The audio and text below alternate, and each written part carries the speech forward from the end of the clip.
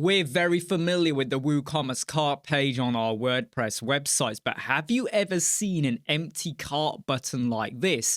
So I've got items in here in your cart page. You could increase or decrease the quantity or get rid of them.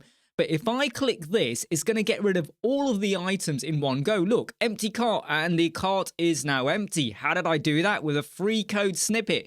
Link is in the video description. Go over to the website, copy the code. Make sure you've installed the code snippets plugin that you can get for free from the WordPress repository. And why would you not do that? Go and install it, give it a title, drop the code in. That's all you got to do. Just paste it in, save changes, and activate. And now, when you go over to your shop page and you've got loads of items in there, like this, and you just want to empty the cart, maybe you don't want to now go, well, I've got to do that one at a time, one at a time, one at a time.